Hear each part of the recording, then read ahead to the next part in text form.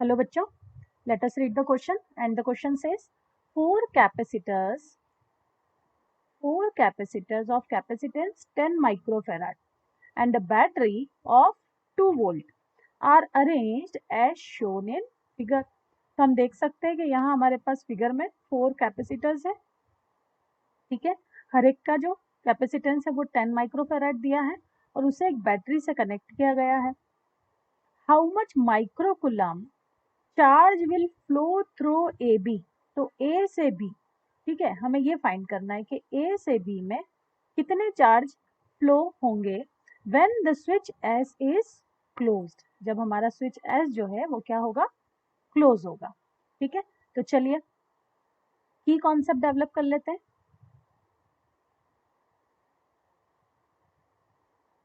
की कॉन्सेप्ट है, हमें अगर चार्ज फाइंड करना है तो फॉर्मूला है Q is equals to C into V, लेकिन जब capacitance more than one capacitance है तो हमें C कैसा चाहिए, equivalence capacitance of all the capacitors, है ना, multiplied with voltage. This will be the key concept for अस।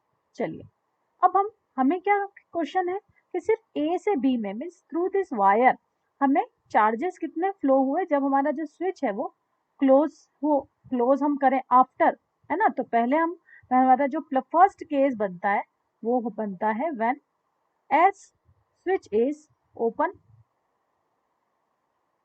तो एस जब ओपन है तो हमारा सर्किट कैसे एक्ट करेगा, अगर एस ओपन है मीन्स ये जो स्विच है ना, ये सर्किट का पार्ट नहीं है, ठीक है। तो हम कह सकते हैं हमारा जो सर्किट बनेगा वो कुछ इस तरह से होगा। यहाँ 3 कैपेसिटर्स हैं,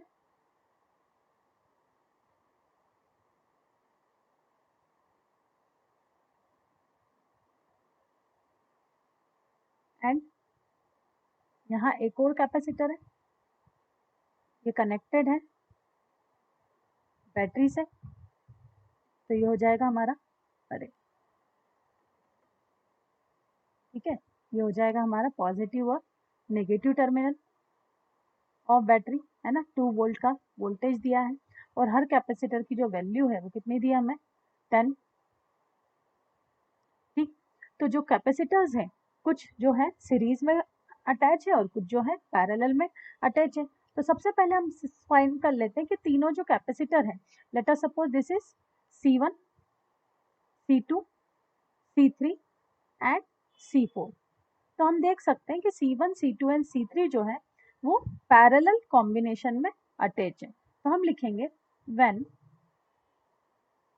C are in parallel combination, तो हम कह सकते हैं C डैश सपोज इनका इक्विवेलेंस कॉम्बिनेशन हुआ, इक्विवेलेंस कैपेसिटेंस हुआ, तो this will be C1 plus C2 plus C3 that is 10 plus 10 plus 10 30 micro farad, ये हो गया हमारा C डैश।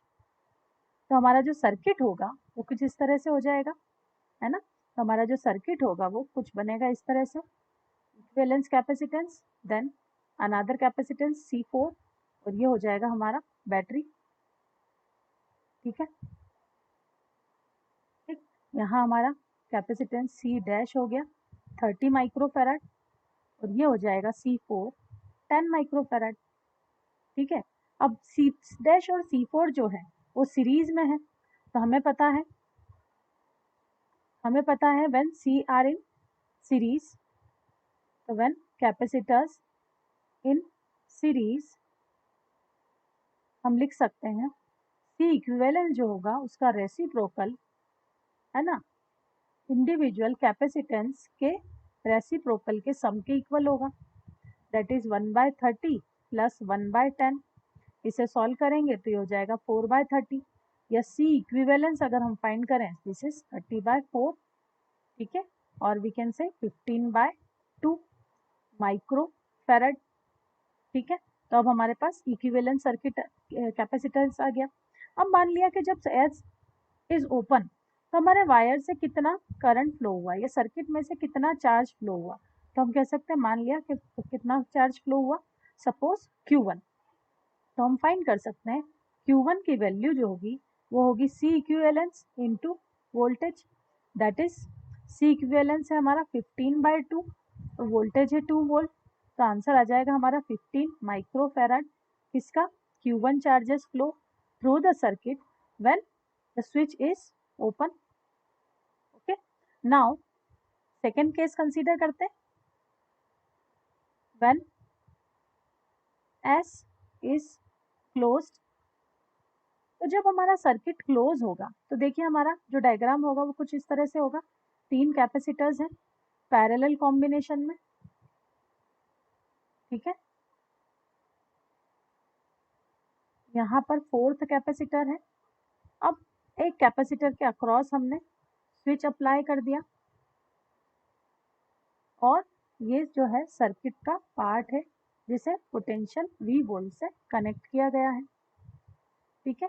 मान लिया है ना, ये हमारा 2 वोल्ट की बैटरी है, ठीक। मान लिया कि हमारा इस पार्ट में वायर से या सर्किट से जो चार्जेस फ्लो हो रहे हैं वो कितने हैं? Q2, ठीक है। तो अब कैसे चार्ज फ्लो होंगे? चार्ज इन कैपेसिटर से होते हुए यहाँ पहुंचेंगे। अब क्योंकि जो हमारा सर्किट है ना, वो क्या है? हमारा क्लोज है, मीन्स ये वायर इस तरह से कनेक्ट हो गया, तो जो चार्जेस है वो इस पार्ट से फ्लो होते हुए सर्किट में मूव करेंगे। तो हम कह सकते हैं कि इस केस में हमारा जो 4th कैपेसिटर है ना, वो क्या हो जाएगा? इनएक्टिव हो जाएगा। तो हम कह सकते हैं C4 जो है वो इनएक्टिव हो जाएगा। तो अब बात करें कि चार्जेस कितने फ्लो हुए, तो हमने कहा कितने चार्जेस फ्लो होंगे? Q2, जिसकी वैल्यू होनी चाहिए C इक्विवेलेंस इनटू वोल्ट। अब C इक्विवेलेंस या हम कहें C डैश है ना, हमारा तीनों जो पैरेलल कॉम्बिनेशन में कैपेसिटर्स थे तो उसका जो कैपेसिटेंस था वो कितना था? C dash. तो Q2 will flow when C dash into V। C dash की वैल्यू हम रख सकते हैं 30, हमने फाइंड की थी 30 माइक्रोफैराड, एंड V जो है 2 volt, so this will become 60 micro coulomb. ये हो गई Q2 की वैल्यू। एक सेकेंड, यहाँ हमने Q2 की Q1 जो है उसकी यूनिट माइक्रो कूलम में होगी, यहाँ करेक्ट कर देते हैं माइक्रो कूलम। यहाँ पर हो जाएगा हमारा answer Q2 is equals to 60 micro coulomb. अब क्या कह रहे हैं, हमसे क्या पूछा गया है ना, लेट Q0 है ना। अब हमसे पूछा गया है कि टर्मिनल A से B के बीच कितने चार्जेस फ्लो हुए हैं when after switch S is closed, है ना, स्विच S के क्लोज होने के बाद। तो हम मान लेते हैं कि let Q0 charges flows after S is closed, ठीक है। चलिए, तो हम लिख सकते हैं Q0 के लिए इक्वेशन क्या हो जाएगी? Q0 हो जाएगा Q2 माइनस Q1। Q2 की वैल्यू जो है 60 minus 15, answer will be 45 micro coulomb. This is the value for Q0। ये हो गया हमारा फाइनल आंसर कि Q0 चार्जेस जो हैं वो A टू B में है ना after S is close flow हुए। So I hope this is clear to you बच्चों. Thank you.